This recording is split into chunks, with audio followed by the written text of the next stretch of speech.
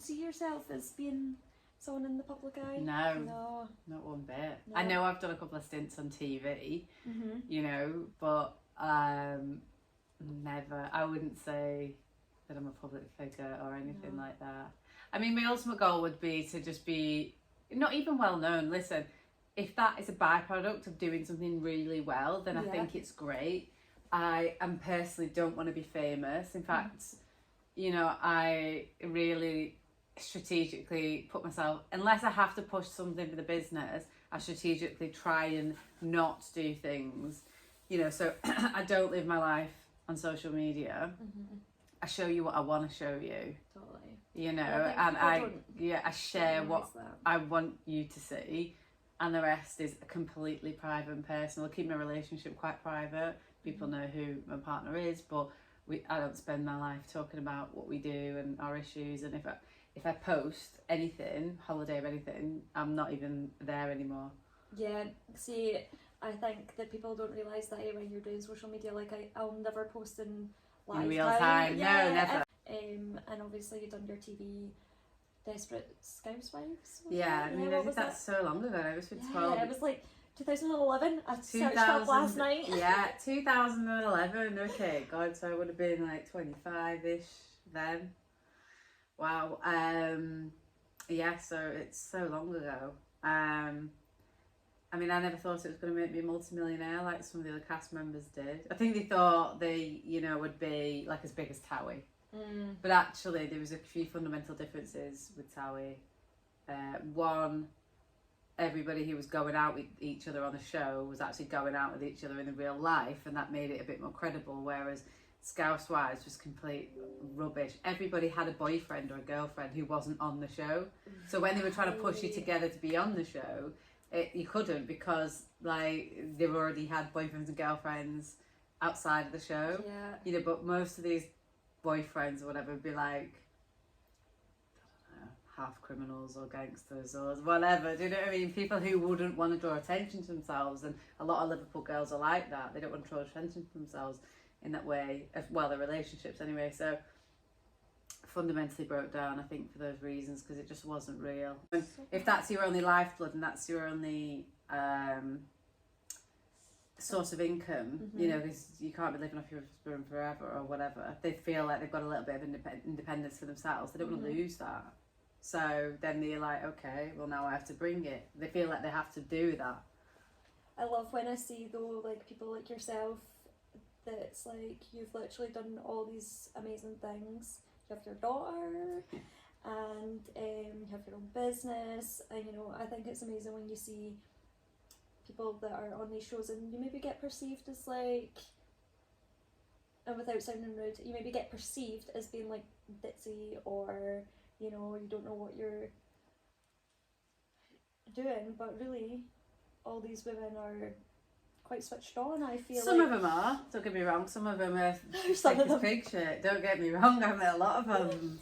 But, but a lot of them know what they're doing, and they're like, I know I'm playing the long game, and like, I'll tell you who's a prime example of somebody who's probably underestimated in the beginning, but I always thought she was great. As soon as I met her, I thought she was great. It was Vicky Patterson. Oh, she was her, Geordie Shore, and we were kind of like coming up at the same time. So I was in Scouse while she was in Geordie Shore, and we used to go out. We met out a couple of times, and she'd gone to Liverpool uni. She'd done the same subjects as me. We'd both done English and literature, and I just knew she had a lot more intelligence than she ever let on. But you can tell a million miles away, and that's why she had a great career going forward. Yeah. And like, I absolutely love her. She's just great, and it's just so amazing to see how she's like blossomed, and she's gone from, you know, going on this Geordie Shore show, but you know, and it was a bit of fun at the time. We put her on the map, but she's really developed into a fine young woman, and she's smart. She's a really smart cookie. Yeah. Well, I mean, I'm saying is she, but yeah, I mean, look at her life. That's, you know, some women have taken that opportunity, they've ran with it, and they've done so well. Yeah, she's also emotionally intelligent as well. Oh, okay, amazing. So yes, she's definitely got a great grasp on the world.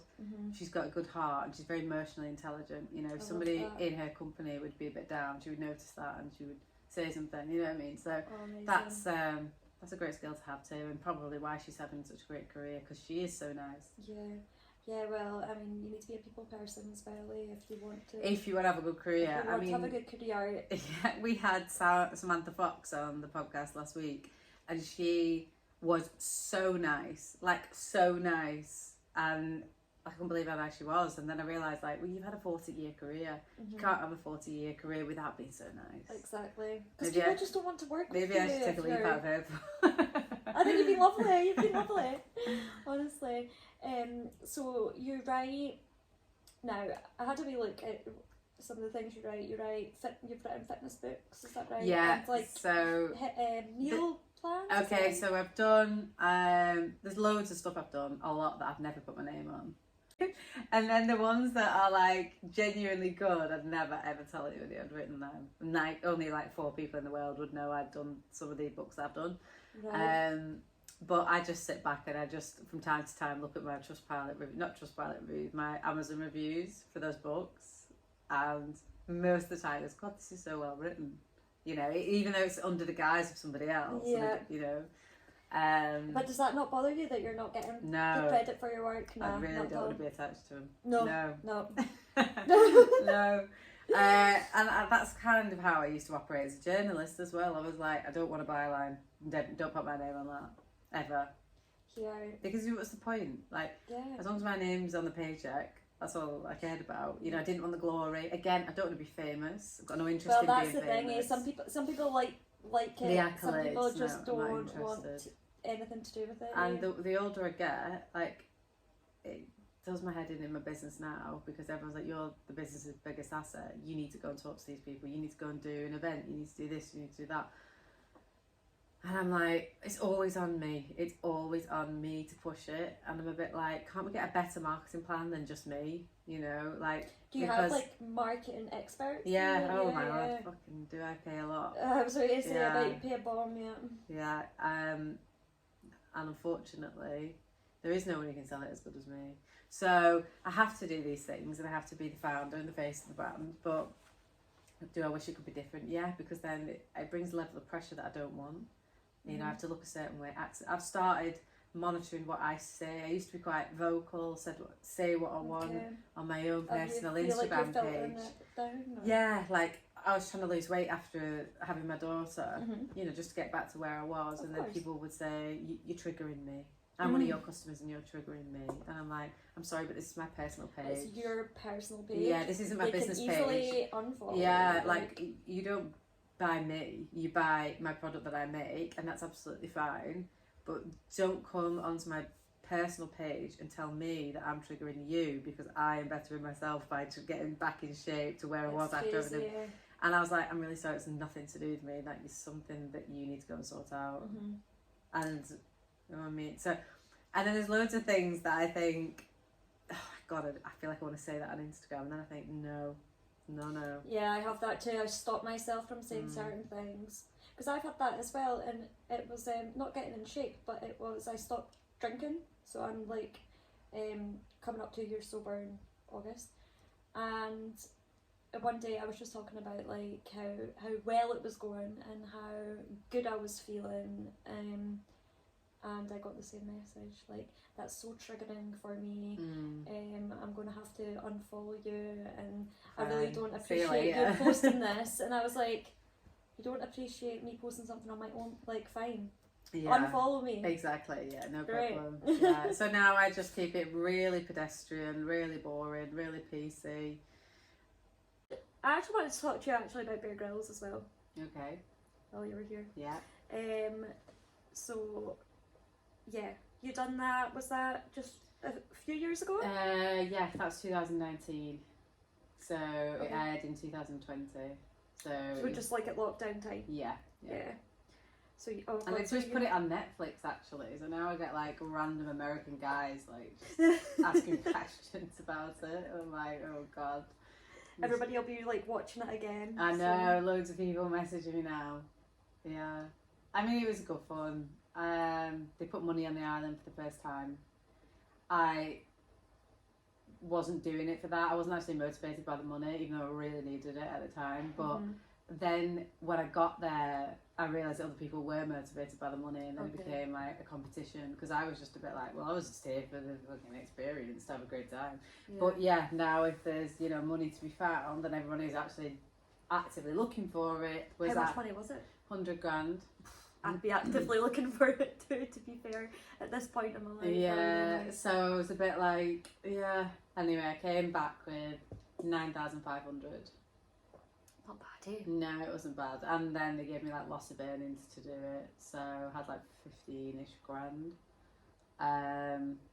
you know, from the show. So if you just said, would you do this show for like 15 grand? I would have gone, yeah. Yeah, of course. Yeah, you know, because it was a great story, it's a great experience. It taught me a lot about myself. And that's kind of like the first little bit of injection of cash for the business. Oh, so did you use that to then invest? Yeah, a little bit of it. I mean, most of it went on like council tax and shit. All the boring shit. Yeah. But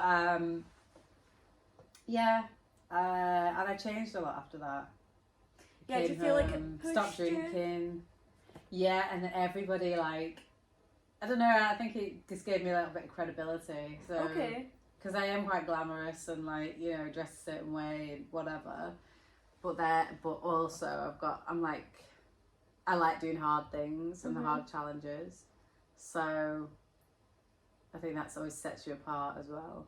So yeah. I mean, it's kind of what we were saying before, like, people can perceive women that look nice, that are into their glam and all that stuff as a certain way, whereas I think there's so many, like, nice looking women that also have brains. Yeah, and, absolutely, or that can do challenging things, like, you know, there's so much more to a person than how they look, is what I always think, anyway. Absolutely. 100%. Yeah, and while it was like the grimmest experience ever, it was still the greatest experience ever. Yeah. So were you like, what is it? Do you sleep outside? Yeah. Yeah. I've not actually watched it all, to be honest. I've watched episodes here and there of Bear Grylls, but and obviously I know like what it is, but I've not like sat and watched a full series. Yeah, no, it's grim. Like, that's it. You've got the clothes on your back and that's it. Yeah, that's you're on and your is own. he pure screaming at you? No, he's not there. Oh, he's not there? No. Oh, right. I always thought that he was there for some of it. He's at not least. there. He drops you off and he picks you back up after Right. like 5.5 weeks with her. So, yeah, like I said, and everything in between. It's just you and your campmates, hoping that you get on with each other, do you know what I mean? And how did you all get on? Of course, there's loads of arguments, especially temper spray when you're that hungry and thirsty. You've got to try and work together as a team. Hangry, like... Hard, it's hard. And then, you know, when there's money involved as well, it drives you apart. So, while it was a lot of fun, it was difficult as well. Yeah. But you know what, built me for running a business, you know, entrepreneurship, I suppose. So, yeah. You got a lot out of it, you feel? Yeah, absolutely, yeah. It was good. Gave me a lot of time to reflect. And what kind of, this is so random, but what kind of stuff were you eating? Coconuts. Okay. Yeah. I didn't get nothing. You have like virtually no human interaction with anybody apart from the camera crew, and they have to live like you live. Oh, do but they get food as well. They get food delivered to them. So it was super annoying. But yeah, it was tough. Tough but good. Yeah. Pushed you. Love it. But you'll have to watch it. I know, I'm going to definitely go home and watch it all now. Sure. I didn't even realise that you'd done it until like yesterday morning. I was sitting just going through some things and writing up some questions and stuff, and I was like, oh, she's done Bear Grylls as well. Yeah. Yeah. And then obviously you came back and then I came back and then about 6 months later started the business. Was that during lockdown? Yeah, in lockdown, yeah. And then that was it. I'm here now. Today, still at it.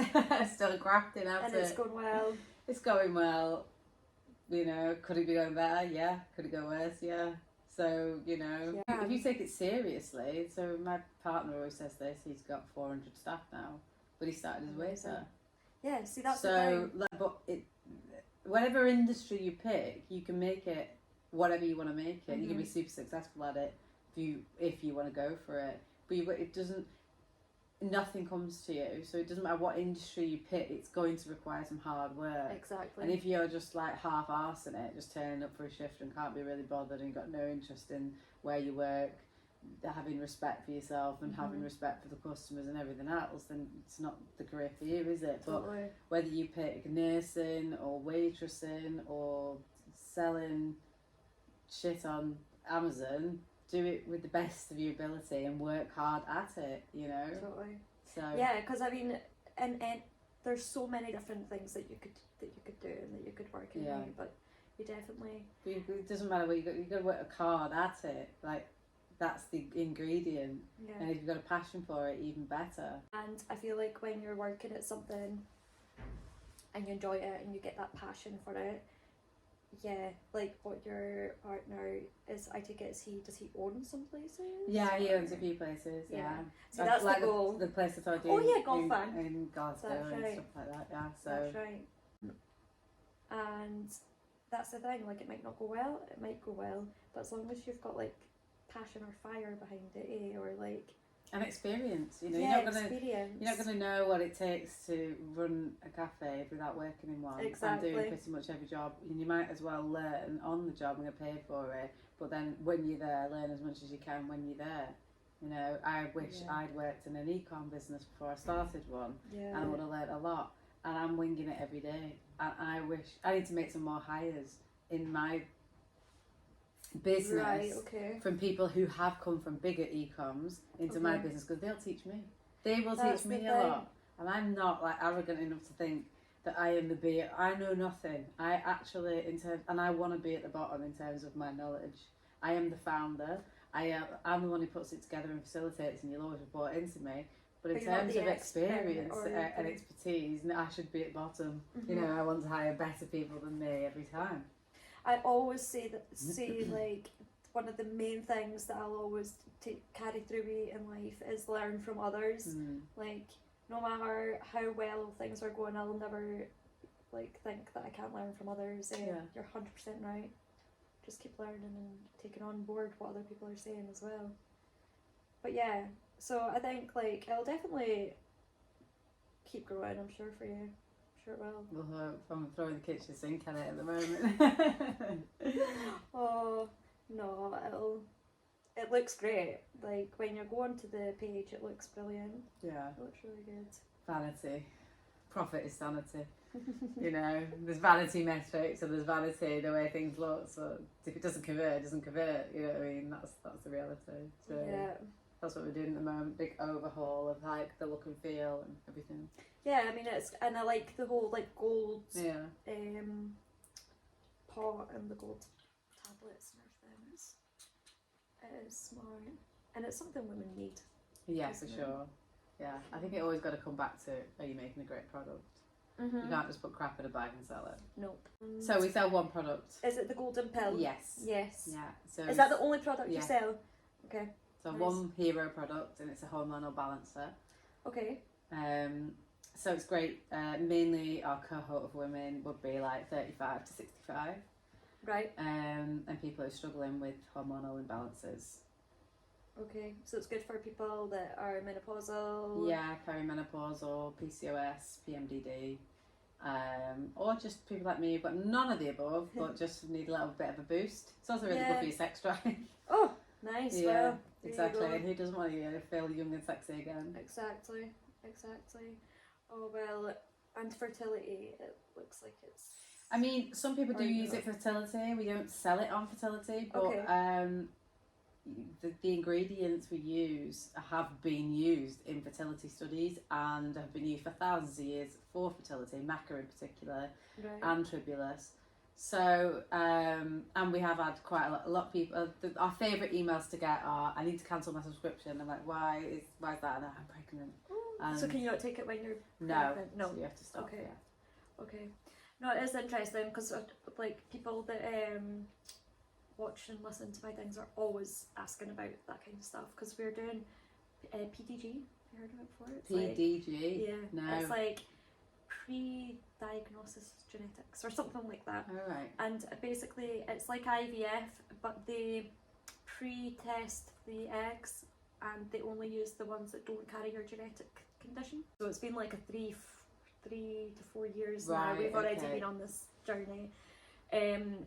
A lot of people ask me about these kind of things, and I'm like, I'm not an expert. I only really know, I'm just relaying what I'm being told by the hospital and the doctors. Yeah, absolutely, yeah. I'm like, Yeah. you know, but I think... Well, I mean, exactly, and that's it. I guess.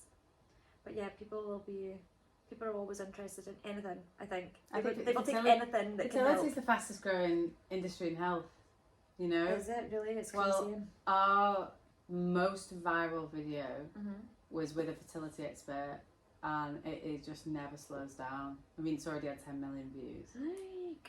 And crazy. it just doesn't slow down. So I'm like, oh my god, that is just popping off again. That video just pops off all the time.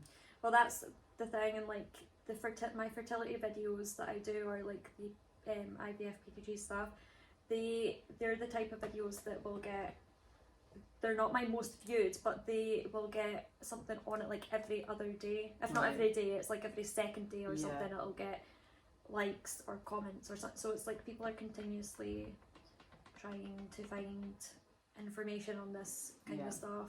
There's not really enough. No, exactly. There probably is, but you have to go digging for it. Yeah, you do, yeah. It's just, you know, I mean, I didn't even know that this was a thing. Right. I like was sitting with the doctors one day, and I was like, I've been thinking about it a lot, and I was like, there must be a way that we can do this. And they were like, oh yeah, it's a thing. It happens all the time. And I'm like... Well, yeah, I think you should definitely do it. Nobody knows. I didn't know it was a thing either. I didn't know you could pick and choose the genes of your eggs. Yeah. I mean, yeah, talk about playing God. So I think you should definitely document that. I know. It'll be interesting to see if it all works out. And you know, I've kind of got myself in the headspace that I'm like, if it doesn't work out, it's fine. It's not the end of the world. There's so many options nowadays. And I'm 30 in October, so I'm still quite young. Yeah. You know, Yeah. got plenty of time. Yeah, you'd be alright. How old's your daughter now? She's 16 months old. I know. So cute. She's growing up too quick. Keep your hands full. Yeah, Jesus Christ, she does, yeah. But I look at her and I think, oh, you're so big now. You're getting bigger every day. Stop, yeah. So sad. Like, potty training her now, and she's so independent already. Well, you know, brushes her own teeth. Cute. She's got attitude, yeah. Good. A wee bit sass. Yeah, Yeah. for sure. You're probably a good person to speak to about this, but so because of all the stuff that happened when I was wee, with all the breaks and everything like that, everyone's always said to me like, oh, you should write a book, and because I've had some other things as well, like, and I literally have started this book like probably about 20 times now. Okay, well you've And then now I'm like, got AI And to let's write it do for again. you. Well, yeah, but does that work? I don't know, if you tell I it, don't know. if you give it clear enough instructions, it would do. Please could you write in a sympathetic tone what's happened to me, and then give it, you know, some great paragraphs of your life story, and then let it go to town, see what comes See out. what it comes up with. Yeah. Because I keep But starting what you've got to it. remember is when you write a Bobby books, although it's about you, it's not for you. Yeah, so when you're writing a book, you're writing it for other people to read. Yeah, so what's the reader getting out of it? You know, Yes, remember exactly. that. Exactly. Remember that for your podcast, and remember that for your Instagram page or anything. This is not about you. This is about why should anyone follow you. Yeah. So if you're just like, I mean, your personal page, but if you actually wanted to promote something, then how does it relate to the person that you're trying to promote to? Well, that's the thing with my writing. So the reason I keep starting it again is because, and I've considered not putting my name on it either. Yeah. And I won't like. So I keep changing it, like character wise. Am I writing it like I am?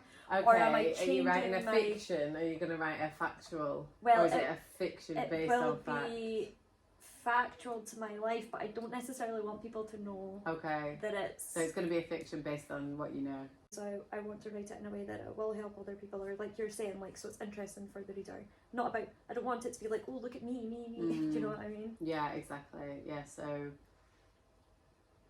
yeah, you could work on that then. You know, Yeah, work definitely. your intro, your prologue, basically. Chapters. What's it going to be in what chapter? You epilogue. how long is it going to be? What part of your life is it going to focus on? Is it going to be chronological from I was a baby to today, or is it going to start when you're about 14, or what? You know, work out that, then jot it all down, kind of make sense of it. Sit and read. But writing a book requires a lot of reflection. I know the books I've written, a lot of people didn't do any reflection, so it was a bit like. See, I've done that part already, so I've got. But like I said, with AI now, I mean, my job is defunct. You can literally let that do it for you. I would rather still get a person to do it, to be fair. Well, I'm telling you now, it's so sophisticated. I was thinking, God, it's a good job I was not relying on that anymore to do copywriting, because I am literally out of a job. Well, yeah, it's crazy, all these AI things that are happening.